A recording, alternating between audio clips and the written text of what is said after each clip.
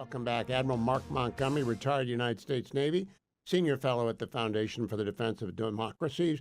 Welcome back, Admiral. This afternoon, news broke that Senator Lindsey Graham has proposed a big spending bill that includes an uptick of $150 billion for the Department of Defense. Is that enough? And if so, how should it be spent? Well, thanks for having me, Hugh. And you're exactly right. This $150 billion is kind of the midway between the $200 billion Senator Wicker, the chairman of the Senate Armed Services Committee, was asking for, and the $100 billion that was generally being pushed around by other members. So I think 150 is probably about right. It's spread over 4 years. I think, in other words, I think they'll use it in FY 25, 26, 27, 28. It may be less years, but still 150 billion. Is it the right number? It's a big number, but it also has 4 big tasks, fix the Navy, and fix shipbuilding, fix the nuclear weapons enterprise, Sentinel, Columbia, B-21, fix, build Iron Dome for America, and then fix military readiness. That's a lot to be done with $150 billion. Now, it's, of course, in addition to the other DOD spending, but let's walk through each of them. Fix the Navy. What does that even mean? Does it mean new shipyards or reopening shipyards that have been closed or expanding ones that are currently operating? Yes. So all three. I think you hit it right on there. So first and foremost is shipbuilding. The reason the Navy is in a bad place is not actually aircraft production. In the end, we have been able to build the number of F-35s, F-18s, Hawkeyes, all those kind of planes that are on a carrier that we want. Now, we may not build enough of them, but we could have. What we can't do is actually build enough of the ships we really need. And first and foremost among those are submarines. We want to build 3 attack submarines a year. That is the ones that go shoot other submarines and ships. We build, instead of the 3 we want, we actually pay for 2, and we get 1.2 or 1.3. That is not how that's not how you fight an adversary. So submarine construction is number 1. Then submarine repair would be number 2. And then general ship repair would be number 3. And that 15, whatever percentage of the money they get, that shipbuilding, it will not be enough to fix the problem. It will just staunch the bleeding. Admiral, where do we expand submarine repair and construction facilities? So I think there's a little bit in our forward deployed. In other words, if you could fix a few more things when you're forward in Guam or Australia or somewhere in the Mediterranean or in the UK, the more you can fix when it first happens, the problem, you will actually really help readiness. So there's a little bit of that, but the vast majority of this is about improving the construction facilities in Connecticut, the construction facilities in Virginia, and then the repair facilities that are spread on the East Coast and the West Coast. So it's going to be all over the United States, but I think the biggest investments will probably be in Connecticut and Virginia. Now, Admiral, 10 years ago, in the first question I've ever asked at the 5 presidential debates I've moderated, I asked both then candidate, now President Trump, and then Senator, now Secretary of State Marco Rubio, if you had to choose between the 3 legs of the triad, which one would you choose? Both gentlemen declined to answer that. And for a variety of reasons, people don't want to tip their hand one way or the other. I don't think we can do all 3 in time to make one of them really strong. Which one would you do first?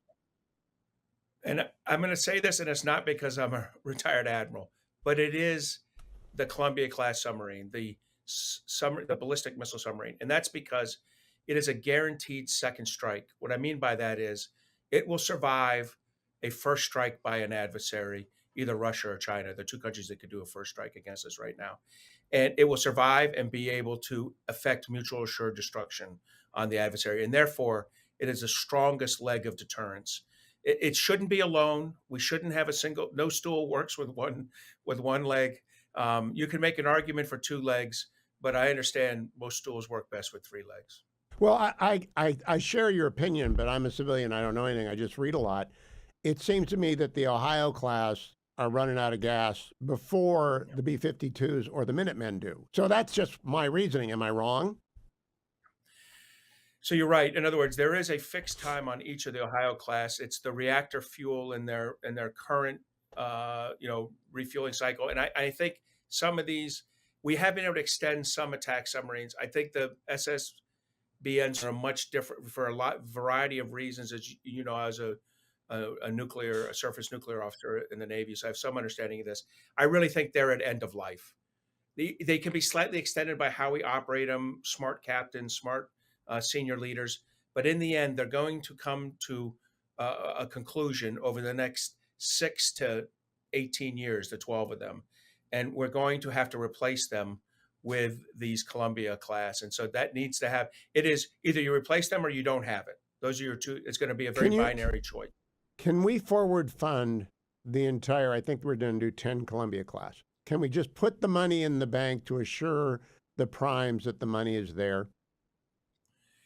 We can do multi-year deals that achieve that purpose. In other words, multi-year, multi-ship contracts that say this is for 4 or this is for 6. We've been doing them with aircraft carriers for 2, with some destroyer contracts for 3. Now these are much cheaper, the destroyer contracts, when you do multi-ship contracts. But I believe we just did an amphibious one for up to 11, where we guaranteed the production.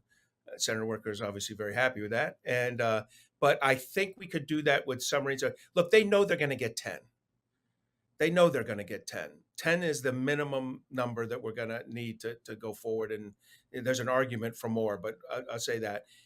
But a contract would help them in terms of loans and interest rates and things like that. And workforce, right?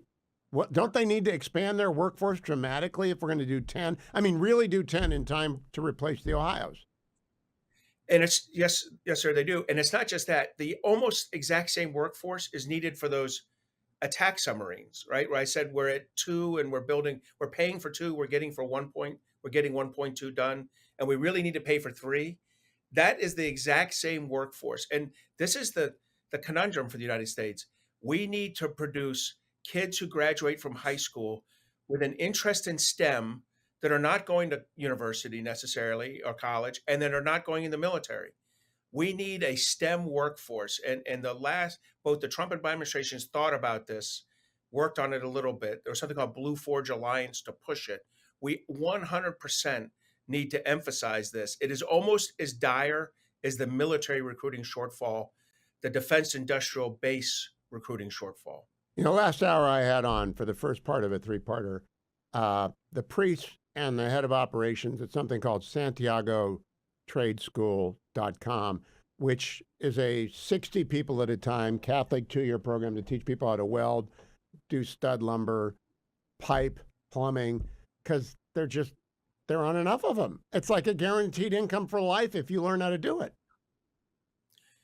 You're absolutely right. These STEM jobs are high paying, and they're high paying pretty early on in them. Once you finish your apprenticeship, they immediately become, and you, at this point, you have a job for your career. I'm going to say you have a job for life. These welding skills are going to be needed for the next 30 to 40 years as we build these types of ships and aircraft. There's probably a future where we build something different. But well, we ought to put a campus somewhere. We ought to put a campus somewhere and just plop them down. Now, Admiral, we're low on time, so I want to ask you about DOGE at DOD. I had a conversation yesterday with a Reagan alum like me, and we like DOGE. But I'm not too sure about DOGE at the Pentagon. What do you think? So first, I want to set expectations. I know the president the other day said there'll be hundreds of billions of dollars maybe in savings at the Department of Defense. There will not be hundreds of billions of dollars in savings at the Department of Defense. I think we have been trying to chip away at that, at excess spending in the Department of Defense for 25 years. It's been seen as a bill payer. Is there excess money? Is there wasted money there? Yes. Could it be in the B's, with $1 billion? Yes. Is it even going to get to 10 billion? I'd be surprised. So just set expectations. And then you do have to be careful. There's a law of unintended consequences. The law of unintended consequences, when you cut off, USAID money for, drag queen training in Costa Rica, probably in a lot of consequences on that. The law of unintended consequences when you undermine a Department of Defense program is a really serious issue. Well said, Admiral. If I can keep you for 3 minutes, I'm going to put this on the YouTube portion. I want to alert my Army friends. We're about to cut the Army in half, but you're going to have to listen to the YouTube thing to find out what Mark Montgomery thinks about that. I hope Senator Cotton's not listening anymore. Stand by, America. I'll be right back with Mark Montgomery. I'm back with Admiral Mark Montgomery. We got 3 minutes, Admiral. Do we need to downsize the Army, and who gets Iron Beam? Is that Space Force? Is that Army? Is that Navy? Go for it. So, first, on the size of the Army, look, the Army, once China became the pacing threat, which is broadly an air-maritime, not a maritime-air, an air-maritime fight. Look, the Army was going to have a lesser role. They still have a role to play in a European, if Russia were to attack a NATO ally. They still have a role to play in some of the issues going on in the Middle East. But if you're going to say you got to fund your first things first, you really need to get the Air Force squared away and the Navy squared away. And we talked a lot about the Navy earlier. So I do think that has an impact on, if you have a fixed pie, that's going to have an impact on the Army. I think with this $150 billion, it takes a little of the pressure off of that, but not all of it. There isn't a lot of discussion of how you get the Air Force healthy in that $150 billion. So I do think there'll be some taking from the Army. I'd be careful doing that, though. What is easy to deconstruct is very hard to reconstruct. So we have to take a scalpel, not a chainsaw, to these kind of budgetary decisions with any of the services. In terms of Iron Dome, it is first of all, it needs to be architected by the Missile Defense Agency. We actually pay several hundred experts on missile defense engineers to do these things. So I think Secretary Hughes has hit it right out of the park in his discussions on this. He's pushing it towards the Missile Defense Agency. They've already put out requests for data. We have to think about it. It's going to be integrated over geography, which means it's going to be in space and near space, on the ground and at sea. So it's going to involve all the services and Space Force. It's going to be commanded by NORTHCOM broadly. It's going to be integrated over time. The answer to what Iron Dome looks like 2 and 4 years from now is not going to be heavily space-based, but 6 and 8 years from now, it will be. If we're smart, we'll build this in a way that it iterates over time to defend us over time, to handle the Chinese and Russian threats, but principally Chinese threats that we're starting to see. Help the civilians like me, Admiral. Who runs the missile? Is that a joint program? Who runs MDA? So Missile Defense Agency is run by Lieutenant General Heath Collins. He's a Air Force 3-star, but it runs, different services have run it at different times. It's been Navy, Air Force, and Army over the last 24 years. It's generally a 3-star who has a lot of experience in building things. That's how you get that job. You don't get that job from commanding tons of things, although you might have had command earlier in your career. You're a person who designs and builds things. It's full of engineers, as I said, and officers who've operated equipment, who provide that operational expertise to the engineers. 30 it's just seconds, the right Admiral. place to do it. Is it doable? It is doable in terms of, they will give the Secretary Heggseth asked for 3 options: small, medium, and large. It's the Goldilocks option, the medium one. It's doable to defend us against cruise and hypersonic missiles from China and Russia, and an errant ballistic missile launch from North Korea, not a full-out assault from China or Russia. That's mutual assured destruction.